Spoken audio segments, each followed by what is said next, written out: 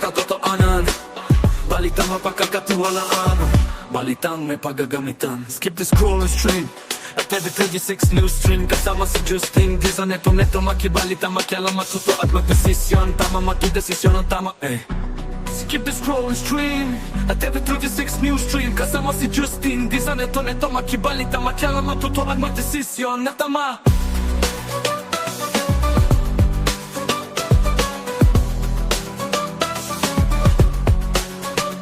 The scroll and stream at every 36 news stream. Kasama si Justin Dizon, neto makibalita, makialam, matuto at magdesisyon na tama, magdesisyon na tama.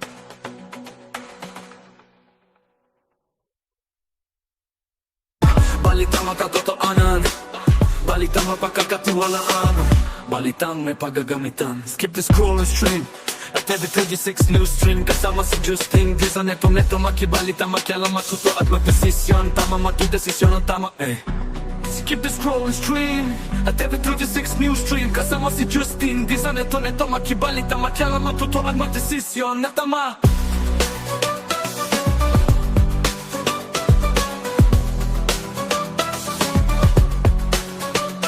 The scroll and stream at every 36 news stream. Kasama si Justin Dizon, neto makibalita, makialam, matuto at magdesisyon na tama, magdesisyon na tama.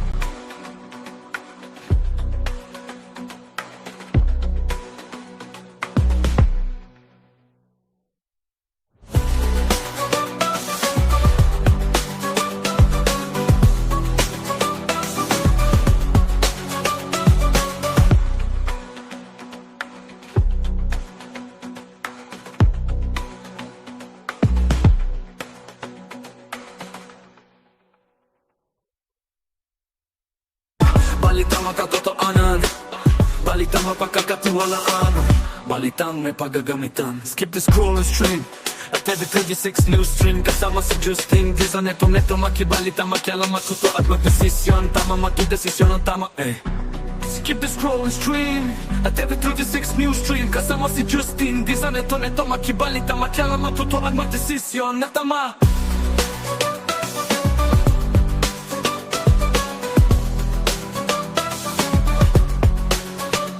The scroll and stream at every 36 news stream. Kasama si Justin Dizon, neto makibalita, makialam, matuto at magdesisyon na tama, magdesisyon na tama.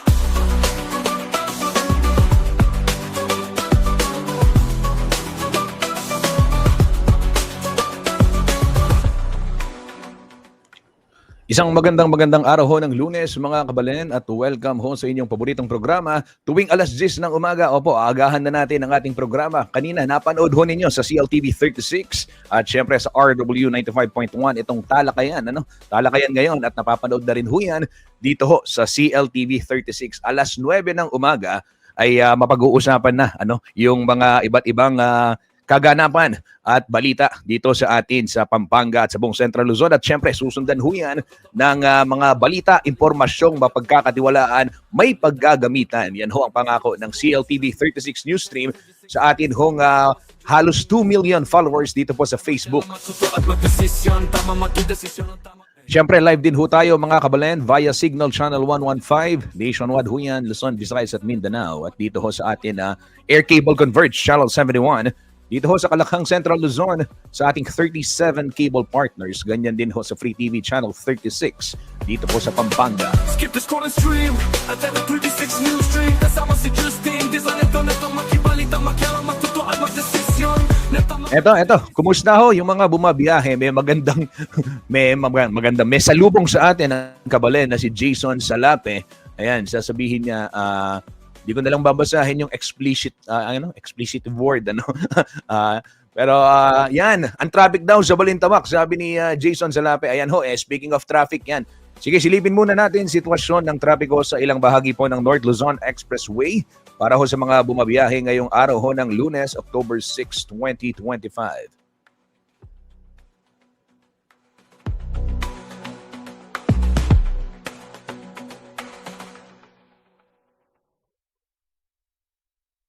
Balitang makatotohanan. Ito ho mga kabalen, silipin natin sitwasyon ng trapiko Balintawak Toll Plaza. Ayan, gaya ho ng ipinapakita nitong nasa ating streaming, sa ating feed, ano, ay merong sasakyang nasira dyan. Ayan, merong stalled vehicle na ito, kinukunan ngayon ng CCTV camera dito hong NLEX, ano. So, meron hong senaryo ngayon dyan ho sa northbound lane ng Balintawak Toll Plaza. Ayan, para ho sa mga bumabiyahe, expect ninyo yung pagbabagal ng daloy ng trapiko dyan sa area na yan.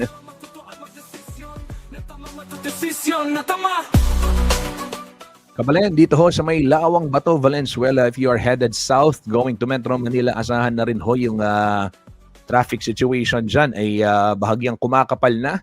Moving naman, ano, pero ito ho talagang may pagbabagal. Ganyan din ho ang senaryo sa Mindanao Toll Plaza kung kayo po galing ng Bulacan, galing ho ng Pampanga at pa-exit patungong Quezon City. Asahan ninyo ang bahagyang pila, gawa ho ng ongoing road construction dyan sa lugar na yan. Samantala, dito ho sa may Libtong, may Kawayan, magkabilang linya, maluwag ho ang sitwasyon. Ganyan din sa lalawigan ho ng Bulacan pa rin. Ano? Bocaue Toll Plaza ay maluwag din ang sitwasyon. Same scenario sa may City of San Fernando na sakop ho ng North Luzon Expressway.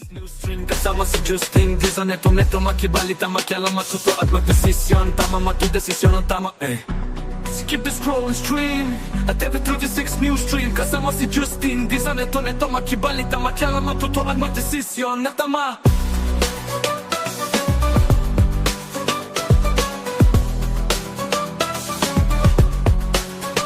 Skip the scroll and stream at every 36 news stream. Kasama si Justin, di sa neto makibalita, makialam. Ito naman ho mga kabalen, sitwasyon kanina sa may syudad ng San Fernando, Pampanga. Traffic situation ho mula sa City Public Order and Safety Coordinating Office o CPOSCO.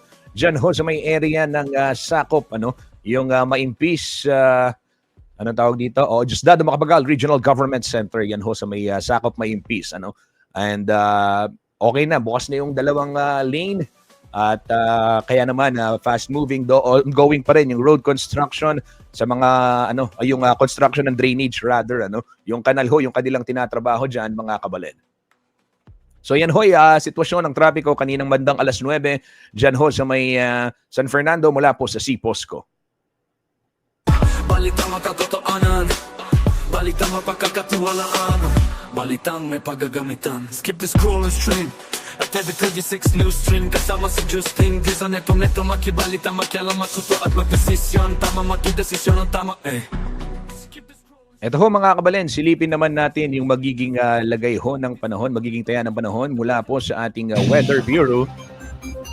Ayan, pumasok agad. DOST Pag-asa, alamin ho natin ang ulat at kung ano yung babantayan nating weather situation ngayon pong buong linggo, ano, mula po sa DOST Pag-asa.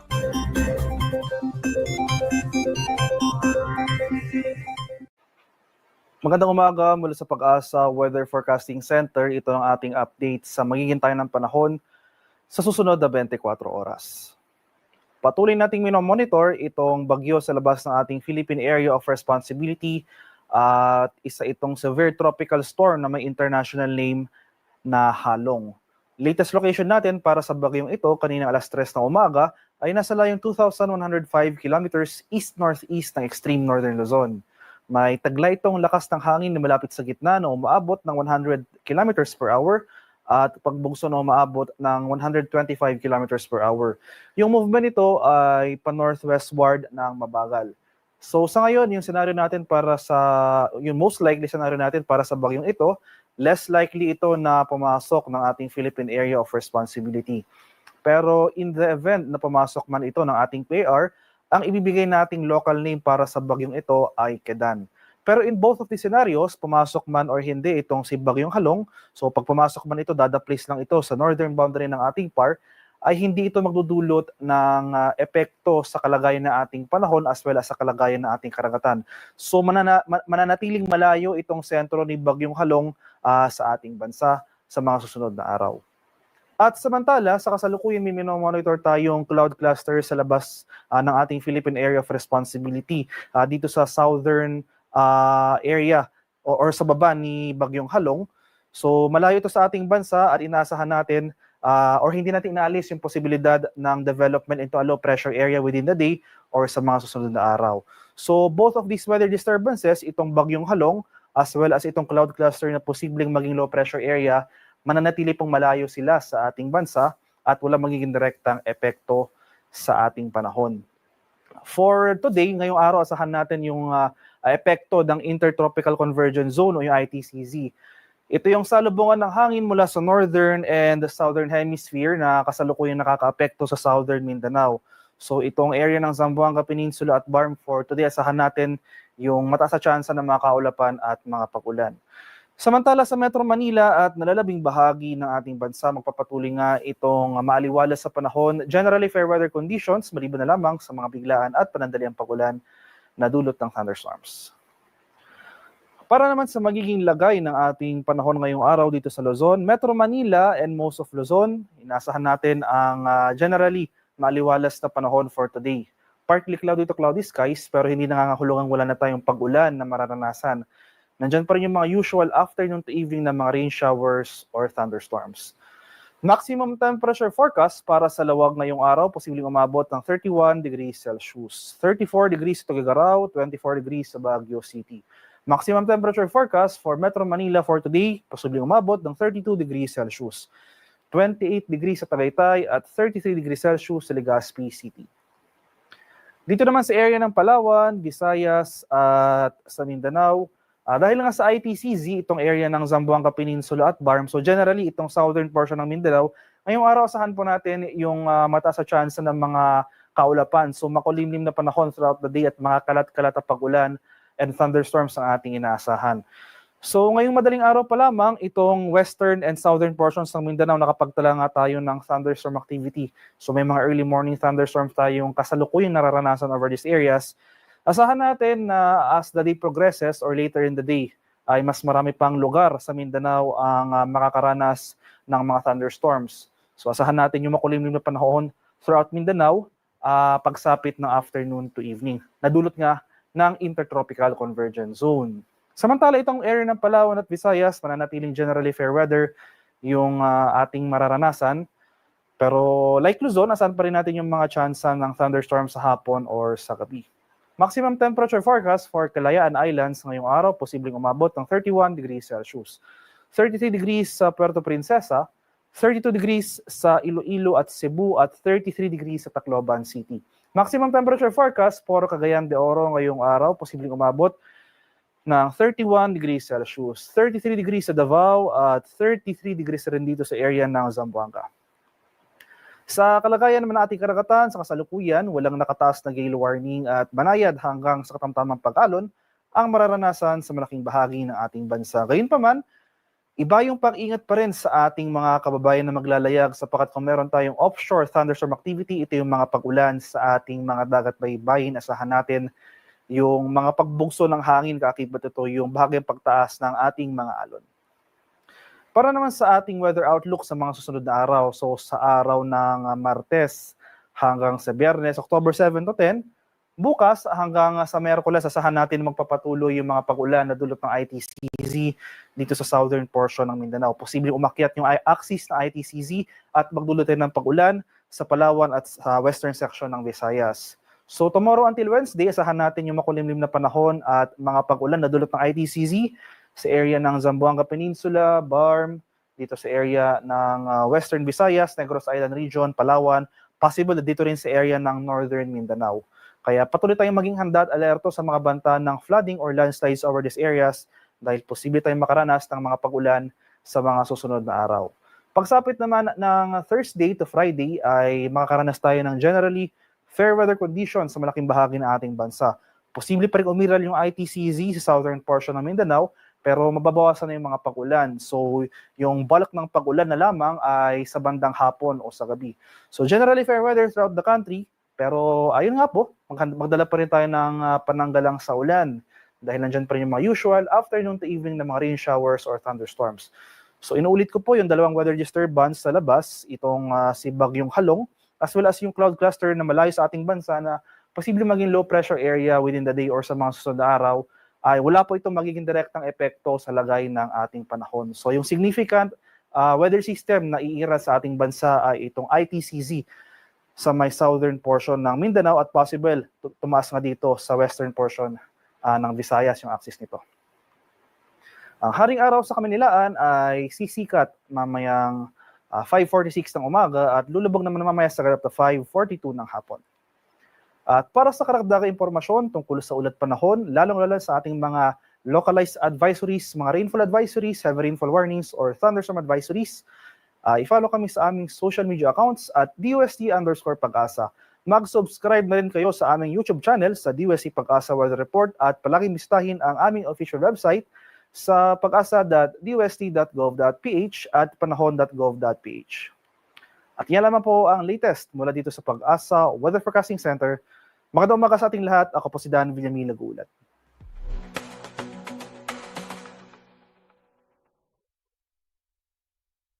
Balitang makatotohanan, balitang mapagkakatiwalaan, balitang may paggagamitan. Skip the scroll and stream at every 36 news stream. Kasama si Justin Gisa neto makibalita, makialam, matuto at magdesisyon. Tama matudesisyon ang tama Skip the scroll. Maraming salamat, Dan Villamil ng DOST Pag-asa para sa ulat panahon. Yan ho mga kabalan, may binabantayan tayong low pressure area. Ito naman, silipin muna natin, real time. Yung kanina kasi alas 9 yung pinakita ko. But we have the real time traffic situation sa may syudad ho ng San Fernando, Pampanga. 10:20 ng umaga. Ngayon hong araw ng Lunes, October 6, 2025. Narito pong sitwasyon ng trapiko sa mga pangunahing lansangan sa syudad ho ng San Fernando, Pampanga.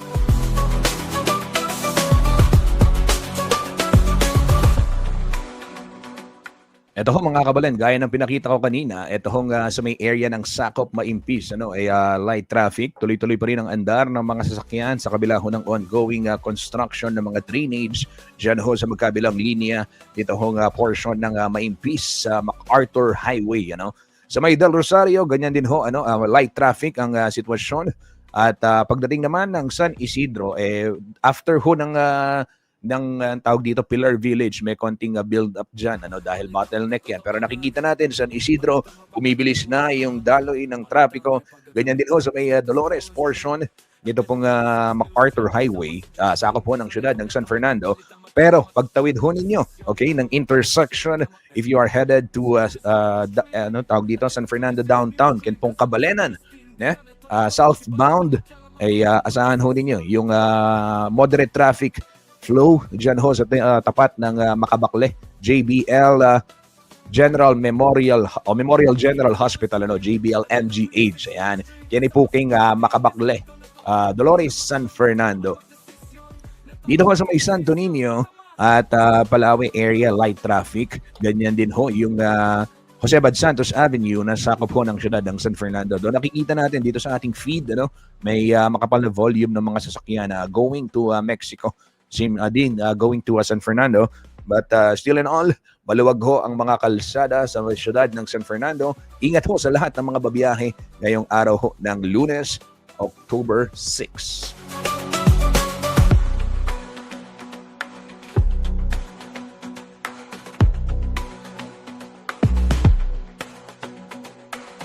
Pagbati muna kay Vicky Lusong, isang magandang umaga. Maraming salamat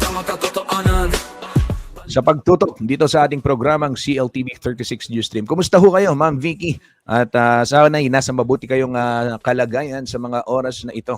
Kumusta? Pagbati rin sa Quiroz family ng Arayat, Pampanga. At syempre sa aking kaibigan Joel Stephen Manalo ng Barangay Santo Domingo, Binalin, Pampanga. Lagi hong nakatutok dito sa ating programa at sa iba pang programa ng CLTV 36.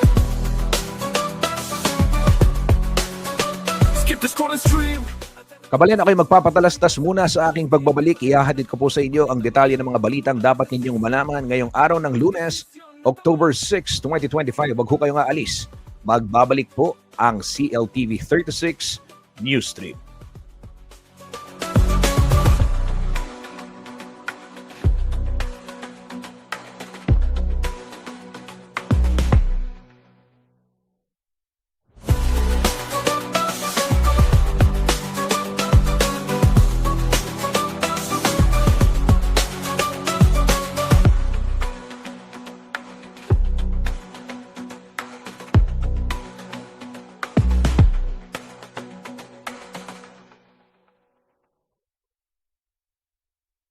Balitang makatotohanan, balitang mapagkakatiwalaan, balitang may pagagamitan. Skip the scroll and stream at TV36 News Stream. Kasama si Justin Disa, neto makibalita, makialam, matuto at magdesisyon. Tama, makidesisyon ang tama, Skip the scroll and stream at TV36 News Stream. Kasama si Justin Disa, neto makibalita, makialam, matuto at magdesisyon na tama.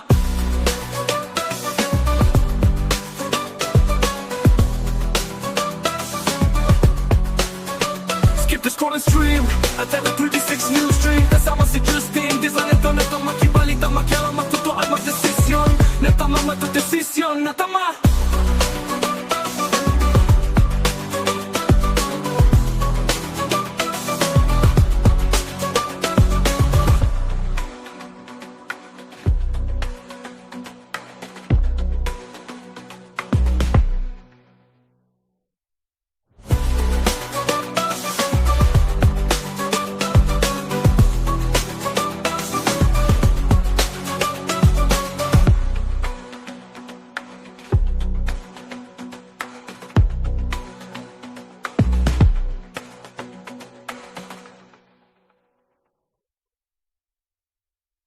Balitang makatotohanan, balitang mapagkakatiwalaan, balitang may pagagamitan. Skip the scroll and stream at TV36 News Stream. Kasama si Justin Disa, neto makibalita, makialam, matuto at magdesisyon. Tama, makidesisyon ang tama, Skip the scroll and stream at TV36 News Stream. Kasama si Justin Disa, neto makibalita, makialam, matuto at magdesisyon na tama.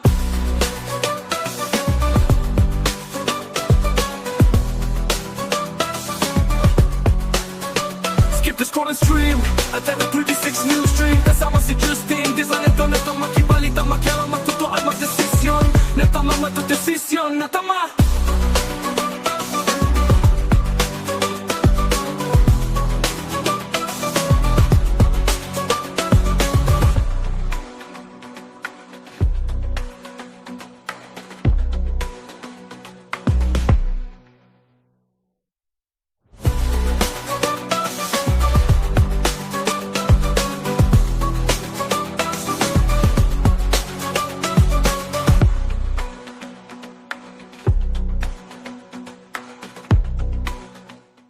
Nagbabalik po ang CLTV 36 Newsstream at gaya ho ng aking naipangako kanina mga kabalin, narito na po ang mga headlines ngayon pong araw ng Lunes, October 6, 2025. Ito ho mga kabalin, simulan natin dito ho sa naging aktibidad ni Pangulong Bongbong Marcos sa kanyang pagbisita sa ating lalawigan, Pampanga. Pinangunahan po ni President Ferdinand Marcos Jr. ang pagbubukas ng Farm Fresh Milk Plant sa Global Asiana Business Park 2 sa Bayan Huyan ng San Simon. Ginanap ho yung nasabing seremonya nito lamang Biyernes, October 3. Bukod ho sa may ribbon cutting na isinagawa sa Building 2, umikot din ho ang Pangulo sa production plant sa Building 3 kung saan in-inspection niya ang proseso ng mixing, pasteurization, bottle labeling, filling at packaging. Ang Farm Fresh Milk Incorporated ay Philippine subsidiary ng Farm Fresh Berhad, isang Malaysian company na kilala ho sa mga dairy product. Nagsimula po ang operasyon nito sa San Simon noong August 2024. May iba't ibang produkto rito, gaya ho ng gatas, yogurt, plant-based milk, tulad ho ng soy, almond milk at oat milk. Sa pamamagitan ho ng bagong pasilidad, kaya umunang mag-supply ng kumpanya ng ready-to-drink chilled products at yung mga ultra high temperature o UHT milk, gayon na rin po ng milk powders na pangunahin sa retail outlet at cafe sa Greater Manila area. Yan ho mga kabalin ang balitang negosyo. Balitang business muna tayo. Skip the scroll and stream at TV36 news stream kasama si Justin di sa neto makibalita makialam matutuan magdesisyon na tama. Ito ho ang ilan sa mga eksena sa pagbisita ng Pangulong Bongbong Marcos sa isang pasilidad ng paggawaan ho ng gatas dyan sa may San Simon, Pampanga. Makibalita makialam matutuan magdesisyon na tama matudesisyon na tama.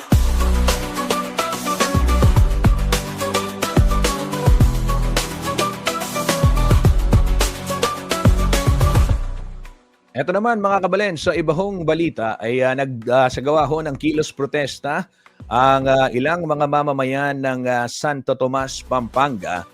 At kabilang ho sa kanilang panawagan, ito, ang sinungaling ay kapatid ng magnanakaw.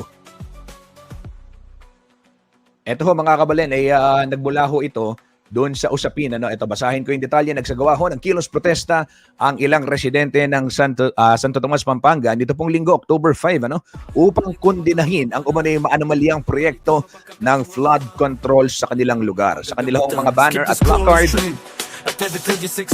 ay malinaw, no?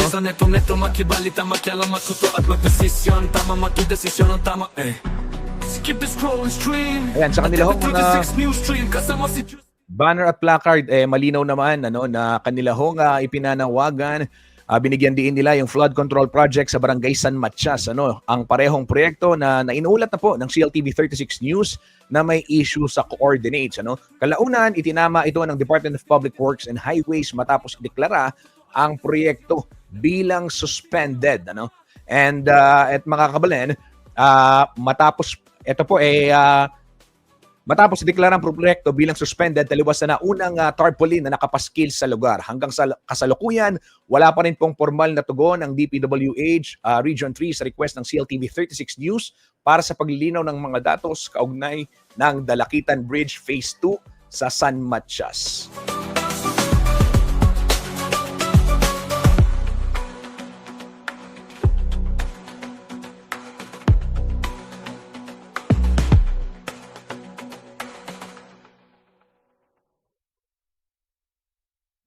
Balitang makatotoanan, balitang mapagkakatiwalaan, balitang may paggagamitan. Skip the scroll and stream at TV36 news stream kasama si Justin di sa neto makibalita makialam matuto at magdesisyon tama matudesisyon ang tama. Skip the scroll and stream at TV36 news stream kasama si Justin di sa neto makibalita makialam matuto at magdesisyon na tama.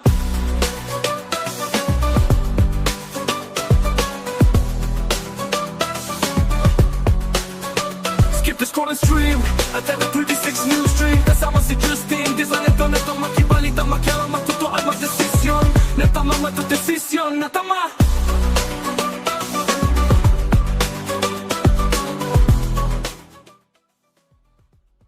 Gabalen, matatandang nauna na ring naiulat ng CLTV 36 News na mismong si Mayor John Sambo ang nagsabing walang ghost project dito ho sa bayan ng Santo Tomas, Pampanga. At gaya ho ng nabanggit ko kanina dito sa aking binasa, ay DPWH ang nagdeklara na sinuspindi nga ito nga nasabing proyekto gawa nga nung may mga ilang adjustment dun sa original design. Ayon ho sa DPWH ay may request din yung lokal na pamahalaan, yung LGU, na taasan itong disenyo upang sa gayon mas mapakinabangan umano ng mga residente o ng mga mamamayan. Pero itong mga kababayan natin sa Santo Tomas ay para sa kanila masyado nang matagal at hinahanap nila yung proyekto na naipangako ng ating pamahalaan sa kanila. Skip the scroll and stream at TV36 news stream kasama si Justin di sa neto makibalita makialam matuto at magdesisyon na tama. Kaugnay pa rin ho ng mga kilos protesta na may kinalaman sa mga flood control project, kaliwat kanan ho yan dahil namumulat ang mamamayan at nakikita ho nila na tila baga ito hong bilyon-bilyon na pondo, trillion actually pinag-usapan. Malaking pondo ng buong pamahalaan, hindi lang ho dito sa Pampanga yan, syempre sa buong Pilipinas, ay ika nga, ay parang hindi nagagamit ng tama. At nakita ho natin yung kaliwat ka ng mga revelation sa mga nakaraang pagdinig ho sa Senado, gayon na rin sa Kongreso at yung mismong ICI o yung Independent Committee on Commission on Infrastructure ay nagsasabing ito nga yung mga modus kung tawagin sa mga iba't ibang proyekto ng pamahalaan. Kaugnay niyan, nanindigan ho yung mga kabataan ng Macabebe at Masantol. Gustong-gusto ko yung post ni Sir Robbie Tantingco ng Holy Angel University Center for Kapampangan Studies. Kaugnay ho nito ay inihalin tulad niya yung kabataan ngayon ng Macabebe at Masantol doon sa kay Tariq Soleman, the brave youth of Macabebe. Ika nga, di ba? So ito, pakinggan ho natin yung sentimiento ng mga kabataan dyan sa Macabebe at Masantol, Pampanga, kaugnay ho ng kanilang nararanasan sa araw-araw dahil ika nga, forever baha dyan ho sa kanilang lugar. Narito po ang kanilang pahayag. Po ay nanggaling lang po sa isang concerned citizen lang din po sa Masantol, sa punerarya po. At dalawa po yung simbolismo nito. Una po, kung makikita niyo po, nakalagay po doon, lingunan niyo na kami, malulunod na kami. Ibig po sabihin, humihingi po kami ng saklolo dahil ang Masantol at Macabebe ay nilulubog na po ng more than a decade po. Pangalawa po, dito po namin, sinasabi po namin, dito po natin ikukutkod yung mga kurakot. Dito po dapat managot, dito po sila ibabaon. At meron pa pong personal po na sharing po sila, nung mga bumabagyo po around July or August po, may isa po tayong kababayan sa Masantol, isa po siyang bata, isang taong gulang pa lamang po siya. Namatay po siya sa kasagsagan po ng bagyo, namatay po siya sa baha. Nakalulungkot po na yung dahilan po ng pagkamatay niya, yung sanggi po ng pagkamatay niya is baha. Tapos po, nung inahatid na po siya sa huling hantungan niya, nakita po namin, nasaksihan po namin na habang hinahatid siya doon, habang hinahatid siya sa libingan po, nandun pa rin po yung baha na kumitil sa kanyang buhay.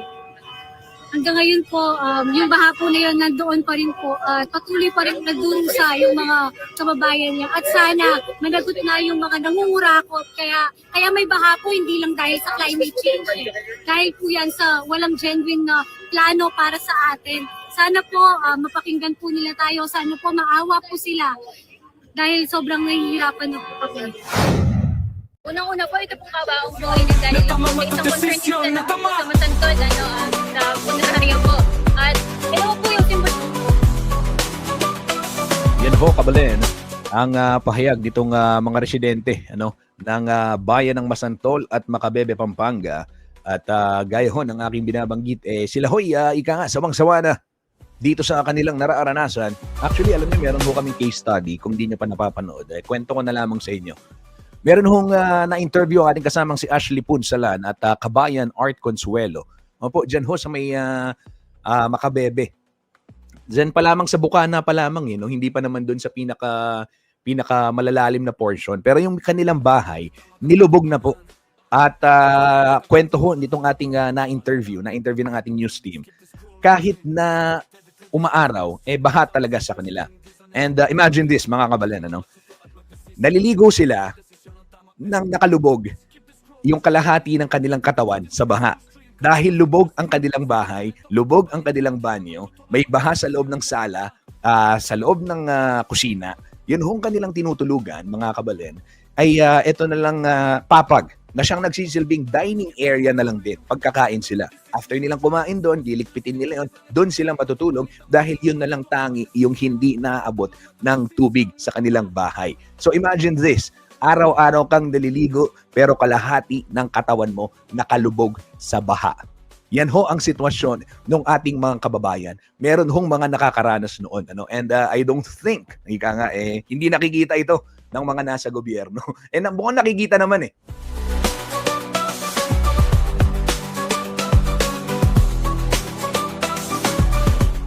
Mukhang nakikita naman at parang, yun nga, quoting itong ating mga kababayan dyan sa Macabebe at Masantol, totoong plano Okay? Isang konkretong plano at hindi lang mga dole-out project. Ang kailangan nila ay lehitimong plano na magsosolve o magbibigay solusyon sa kanilang mga panawagan na matapos na itong baha sa kanilang new lugar. stream kasama si Justin Di sa neto makibalita makialam matuto at magdesisyon Tama magdesisyon ang tama Skip the scrolling stream at every 36 new stream kasama si Justin Di sa neto makibalita makialam matuto at magdesisyon na tama. Ito ho mga kabalen, sa ibang balita, pumirma ho ng isang kasunduan ng Public Works and Highways o DPWH at ang Professional Regulation Commission o PRC na layong kansilahin ang mga professional license ng mga empleyadong mapapatunayang sangkot sa substandard at ghost projects. Ayon ho kay DPWH Secretary Vince Dizon, mahalaga ang nasabing kasunduan upang mapanagot ang mga tiwaling empleyado at masigurong hindi na maulit ang mga irregularidad sa mga proyekto ng ahensya. Kasabay nito, hiniling din po ni Secretary Dizon sa PRC na tuluyan ng i-revoke ang lisensya ni na dating DPWH Bulacan 1st District Engineer Henry Alcantara at iba pang mga opisyal na nasangkot sa maanumalyang flood control project sa probinsya ng Bulacan. Sa panig naman ho ng PRC, sinabi ni Chairperson Charito Zamora na tungkulin nilang tiyakin na hindi nagagamit sa katiwalian ang lisensya ng sinuman. Aniya, mas mapapalakas ang nasabing kasunduan mas mapapalakas ng nasabing kasunduan ang pananagutan at integridad sa hanay ho ng mga opisyal ng gobyerno. Pakinggan ho natin ang pahayag ni Secretary Dizon kaugnay ng nasabing usapin. Na pinag-agreehan namin ni Chair Zamora is kailangan may accountability. No, hindi lang accountability nung mga contractor, pero accountability din nung mga professional officials and employees ng DPWH. Kasi lahat ng profesyon, meron niyang code of ethics, code of conduct. And clearly, itong mga ginawa na ito is a clear violation of those ethical standards and code of conduct. Dahil pagnanakaw ito, kasabwat sila sa pagnanakaw ng pera ng tao. At kailangan managot sila doon. Hindi na po sila makakapag-practice ng kanilang profession.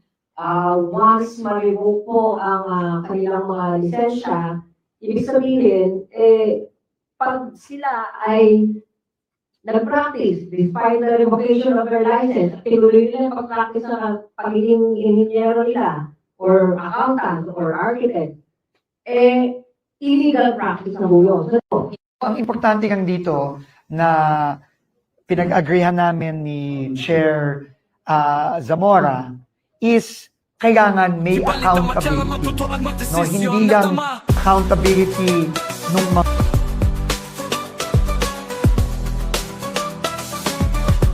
Yan ho ang pahayag ni Secretary Vince Dizon ng DPWH kaugnay ho nitong kanilang napagkaisahan ng PRC na suspindihin nga itong lisensya ng mga inhinyero o ng iba pang opisyalis ng gobyerno na masasangkot dito ho sa mga substandard at ghost project at pinapa-revoke na rin yung license ho ni dating Bulacan 1st District Engineer Henry Alcantara.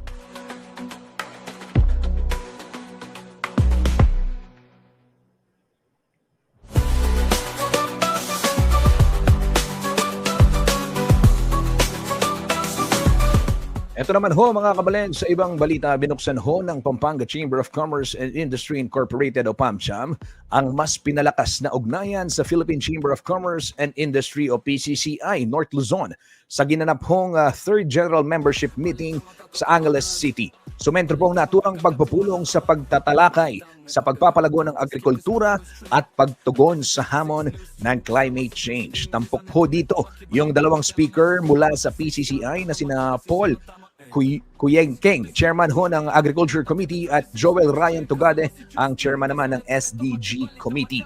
Ibinida ho ng mga eksperto ang paggamit ng makabagong teknolohiya, pagpapalawak ng merkado at climate change agriculture upang ihanda ang Northern Luzon bilang pangunahing tagapagtaguyod ng food security sa bansa.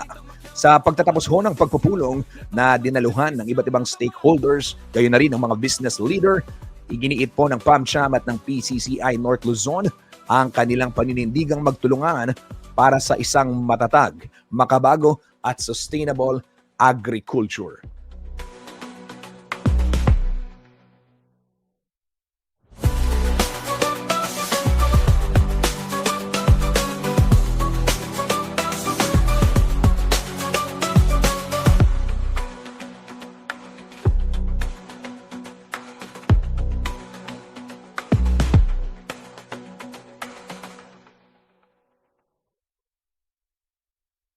Balitang makatotohanan, balitang mapagkakatiwalaan, balitang may pagagamitan. Skip the scroll and stream at every 36 news stream. Kasama si Justin Dizon, neto makibalita, makialam, matuto at magdesisyon. Tama, makidesisyon ang tama, Skip the scroll and stream at every 36 news stream. Kasama si Justin Dizon, neto makibalita, makialam, matuto at magdesisyon na tama.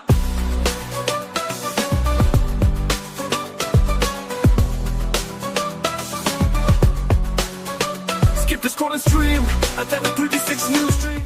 Ito ho mga kabalen, sa ibang balita naman ho sa Cebu, update muna mula ho sa PHIVOLCS o sa Philippine Institute of Volcanology and Seismology. Kanina hong alas 8 ng umaga, ngayong araw ho ng Lunes, October 6, 2025, iniulat ho ng PHIVOLCS na umabot na sa 7,027 yung total number ng mga recorded o naitalang aftershock matapos ho ang 6.9 magnitude na earthquake dyan ho sa lalawigan ng Cebu, partikular na yung sentro sa may Bogos City na nito pong September 30. At ito po, alam natin, may ilang araw na, matapos ho yung pagyanig, ay paulit-ulit yung update din ng ating PHIVOLCS, kaugnay nito hong mga magkakasunod na aftershock dyan ho sa lalawigan ng Cebu.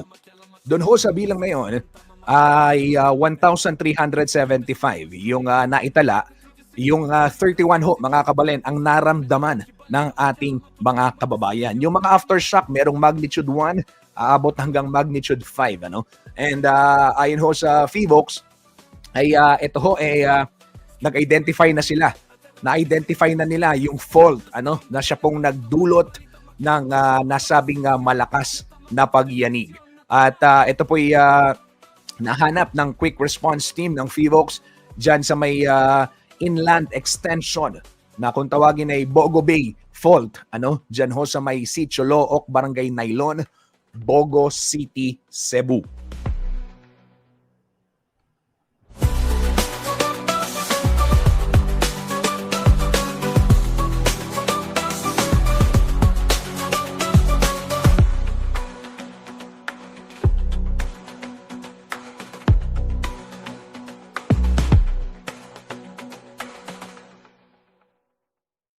Yan ho mga kabalen ang latest sa lalawigan ng Cebu kaugnay ho nitong pagbinabantayan nating nangyaring epekto ng pagyanig, yung 6.9 magnitude na lindol.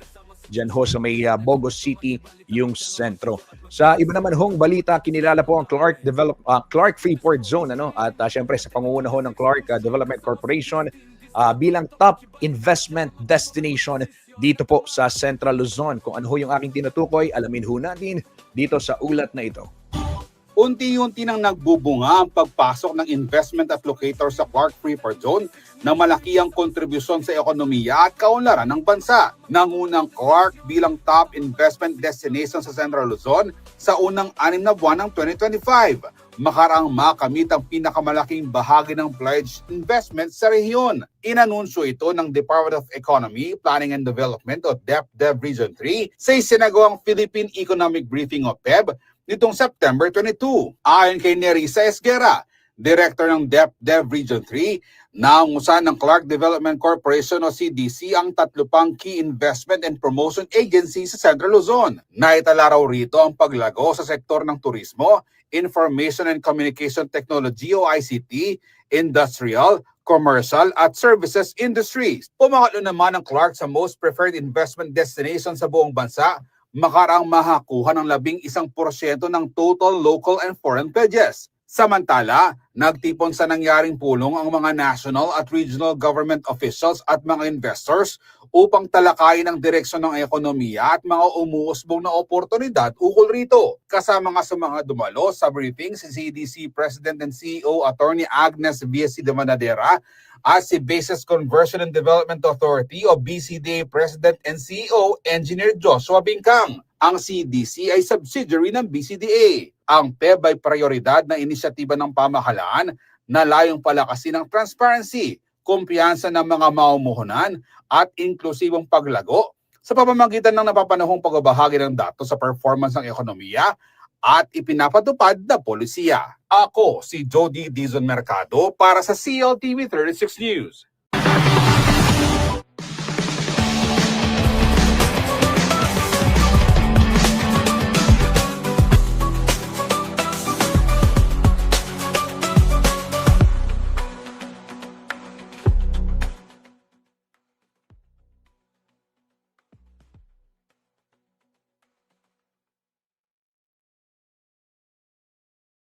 Ayan mga kabalin, asahan ho ninyo yung meron tayong ilalabas na report kaugnay ho nitong latest development dyan sa Clark.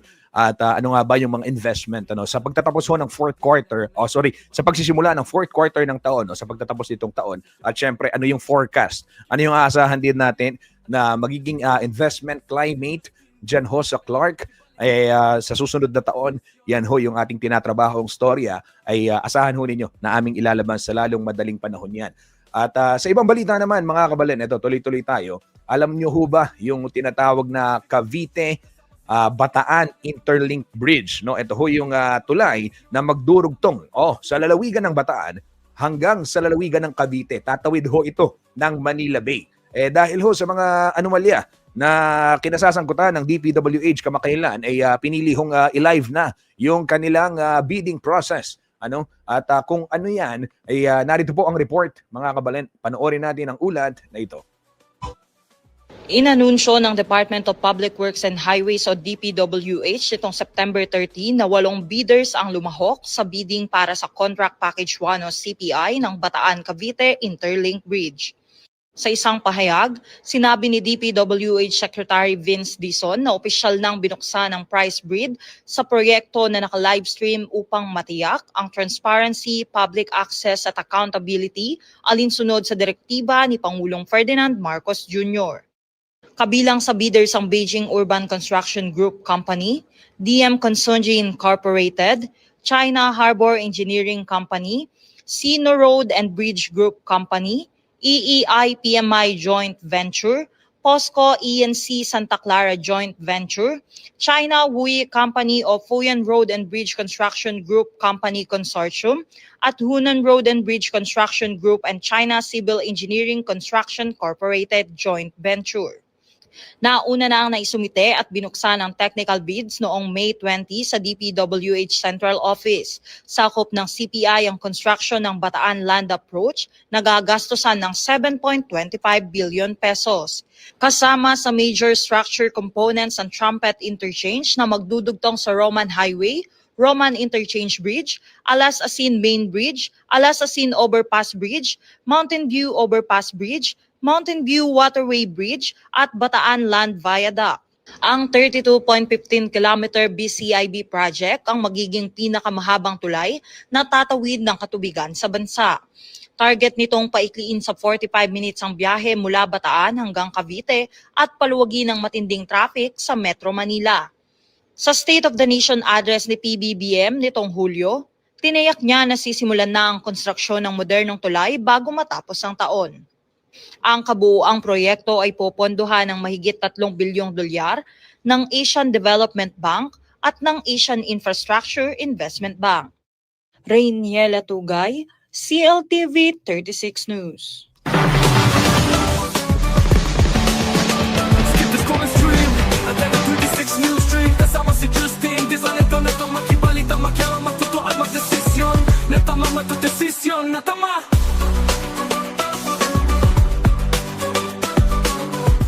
Yan ho kabalin ang latest development dyan sa inaabangan nating tulay na magdurugtong sa lalawigan ng Cavite at lalawigan ho ng Bataan. Imagine, pupunta ka ng Region 4A na hindi mo na kailangan dumaan ng Metro Manila, ano? So yung mga kalakalan. Alam naman ho natin na yung Region 4 ay sentro rin ika nga ng manufacturing dito at sa ating bansa. Ano, nariyan ho yung mga iba't ibang factories, mga malalaking pagawaan. At kung magkakaroon ng direktang linya patungong Bataan, ay nandyan yung port. Yung Freeport area of Bataan, nariyan ang Subic Freeport at syempre yung Clark. Pwedeng dumiretso without passing yung traffic ho sa Metro Manila. Ano? Malaking ginhawa para sa ating mga kababayan. Kabalen, October 6 ngayon, no? Oktobre. Alam naman ho natin, ginugunita natin yung Teachers Month at pagpubugay ho sa lahat ng mga guro. Ano? At kaugnay ng selebrasyon na yan ay kinilala ho yung mga guro dito ho sa may Santa Rita, Pampanga. Nais hong palakasin ng LGU yung sektor ng edukasyon at syempre magsisimula yan sa pagbibigay halaga sa mga educator, di ba? Doon sa mga sa mga teachers, sa mga guro, di ba? Kung wala hong suporta ang pamahalaan sa mga guro, mahirap ho yan, di ba? Paano natin sasabihin na sila yung mga bayani na humuhubog sa ating mga kabataan kung hindi naman naibibigay yung kanilang pangangailangan? Kaya ho sa bayan ho ng Santa Rita, Pampanga, isa ho sa mga pangunahing programa ng lokal na pamahalaan ay bigyang importansya at syempre bigyan ng todo suporta yung kanilang pangangailangan. Ito pong mga guro. Panoorin ho natin mga kabalen ang balitang ito kaugnay ng pagdiriwang nito pong Teachers Month sa Santa Rita, Pampanga. Itinuturing na ikalawang magulang ng kabataan ang mga guro. Bawat leksyon at aral na kanilang itinuturo ay hakbang patungo sa pagkamit ng mga matatayog na pangarap ng mga mag-aaral. Isa lamang dito, si Mary Lou Tiru, Head Teacher 3 ng San Isidro Elementary School. 28 years na siyang guro at mahal na mahal daw niya ang kanyang propesyon, lalo na't naniniwala umano siyang ang mga kabataan ang pag-asa ng bayan. So, hindi lang ito yung bread and butter, kundi nandito yung obligasyon at sakripisyo mo at dedikasyon mo na maiubog yung mga kabataan dahil alam natin na ang kabataan ang pag-asa ng bayan. At sa unang pagkakataon, binigyang pugay ng Santa Rita LGU ang mga gurong Ritenyan mula sa pribado at pampublikong paaralan ng bayan. Kasama sa programa ang pagtatanghal ng ilang grupo at individual bilang pasasalamat at pagbibigay saya sa mga guro. Ayon kay Mayor Reynan Calo, bahagi ng kanyang plataporma noon ang pagpapalakas sa sektor ng edukasyon sa kanilang bayan. Naniniwala siya na upang mapabuti ang pagkatuto ng kabataan, mahalaga ring maalagaan at suportahan ang mga guro. Maragulo kami pong utang alub ka rin pong teachers kasi po ila pong mami pong edukasyon ka rin kay katamong anak. Ila pong maging metong inspirasyon o metong instrumento para po ayabot tayo pong kay katamo pong pangarap. Kaugnay nito, muling itinatag ng LGU ang Local School Board o LSB sa kanilang bayan. Layon umano nitong dinggin ang mga suhestyon at opinyon ng bawat paaralan sa Santa Rita para sa ikabubuti ng kanilang mga programa at proyekto upang mas mabilis na matugunan ang mga pangangailangan sa sektor ng edukasyon. Ang priority ng projects, madina lang pansin lalo na po yung munisipyo at din pong LSB nga rin, metong lang makasaw karayong schools. Kaya inggawan na ni munisipyo na dati yung munisipyo yung mag-implement, ngayon ilang mag-implement nung nanuman itang karelang buring paggawa o nanuman projects. Bukod dito, regular ding iniinspeksyon ng pamahalaan ang mga classroom upang matukoy at agad na maipagawa ang mga silid na kailangan ng i-repair. Kabilang sa mga dumalo sa masayang pagtitipon ay si Dr. Arcely Lopez, Chief Education Supervisor ng Schools Governance and Operations Division ng Department of Education Division of Pampanga. Sa kanyang mensahe, sinabi niya na bagamat nakakabahala ang mga isyu ng korupsyon sa bansa, nananatiling bukas ang pag-asa kung may mga lider at guro na patuloy ang suporta sa pagpapalago ng kanilang sektor. Ako naniwala yung Pilipinas. Hindi nito alam pag-asa aking bakit ang kapatid. Pero ang katindao ng Mayor Macanini at ating master, ating principal inside every school, molding, shaping the future of our learners, there is hope for the Philippines.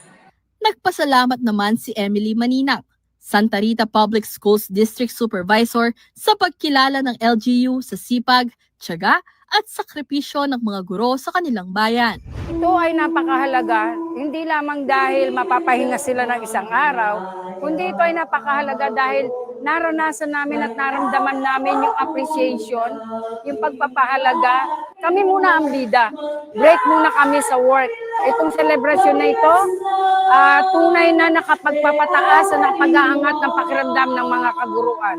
Binanggit din niya na may suporta ang LGU sa karagdagang libro at resources upang mapataas ang literacy level ng mga kabataan kaugnay ng aral program ng DepEd. Samantala, upang lubos na mapasaya ang mga Ritennian teachers, namahagi rin ng cash prizes ang LGU sa pamamagitan ng raffle draw, habang binigyan ng monetary award ang mga senior teachers. Ayon sa alkalde, ang programa ay simbolo ng pasasalamat sa mga gurong minsang tumulong sa kanya noong siya ay nag-aaral pa. Taos puso ko pong pasalamat kay kayo hanggang kareng sakripisyo, sahop, lugod, puyat, dedikasyon po, lalo na po kareni pong tuturuyo pong estudyante, metong na ako po karen at asahan nyo po na atsuya mo po kiniing munisipyo para po suportahan yung karelang hanggang programa. Ashley Punzalan, CLTV 36 News.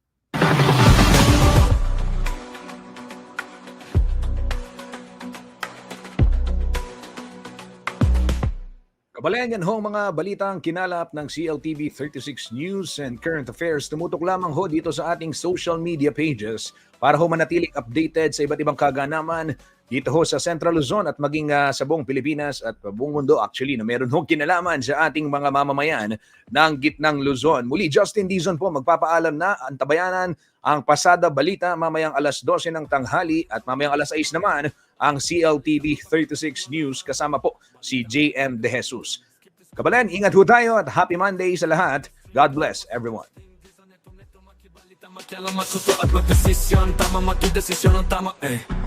Keep the scrolling stream at every 36 news stream kasama si Justin, di sa neto